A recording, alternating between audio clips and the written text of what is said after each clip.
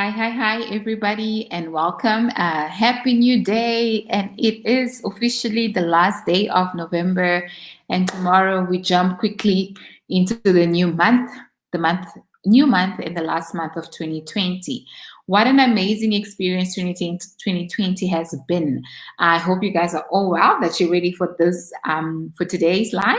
And today we're going to be talking about procrastination because it is something that we probably have an experience with every day when we know that we are supposed to be doing a specific thing, but then we end up not doing. So, what can we do to make it better? What can we do to actually change that? We're going to be talking about 5 tips here that we can go and start applying tomorrow, today, and so we can actually start doing the right thing for ourselves and for our business as well.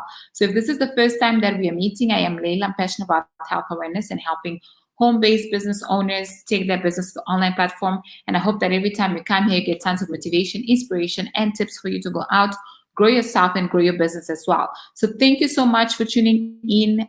Thank you so much for being here. If it's not the first time, I'm so grateful to have you back. And thank you so much for sharing your time with me as well. So let's get started and let's talk about actually increasing your productivity and why procrastination is actually not a good thing. And procrastination actually is the killer of dreams. The moment you don't do what you're supposed to do, you actually can't reach the goals that you've put up for yourself. And remember, creating new goals and creating a new positive and a new direction for yourself, it's all about generating good habits, right? Where we teach ourselves and we teach our bodies that, if I do this, then I get a good reward. And procrastination, that's the complete opposite.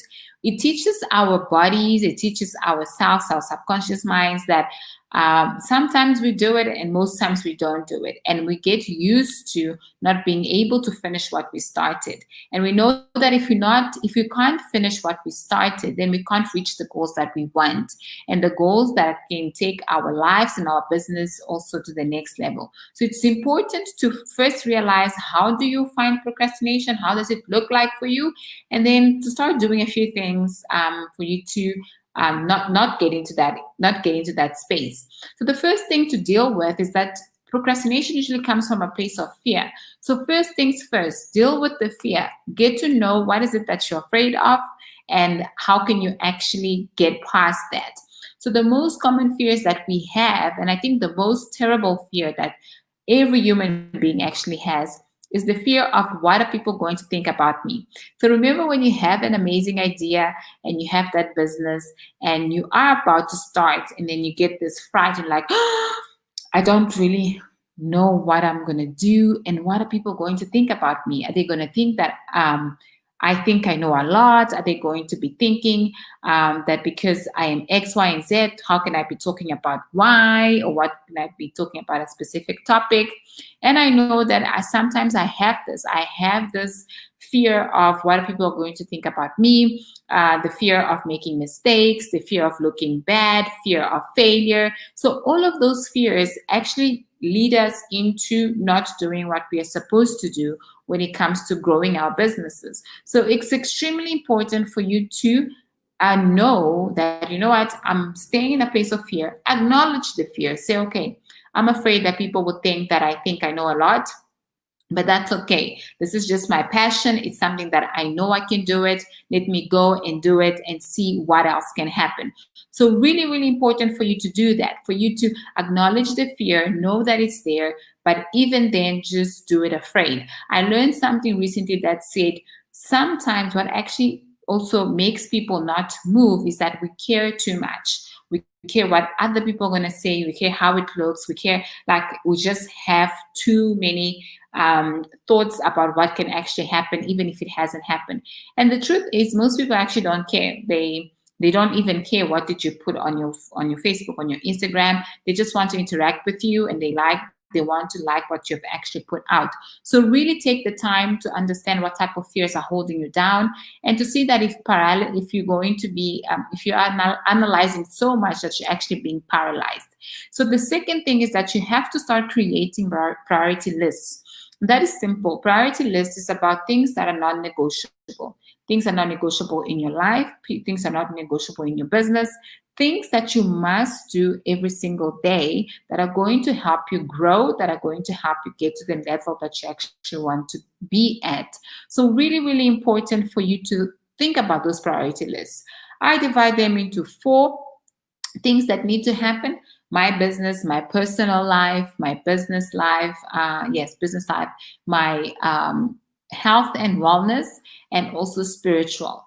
Those, there are four things that must happen all the time. They're non-negotiables. They are my priority list. That's how I start my day. That's how that if it doesn't happen, it really I need to make a little bit of time sometime in my day that I get to do it. I get to focus, and I get to acknowledge those things. Those are my four things that have to be on my priority list. When it comes to my business, there's certain things that have to happen.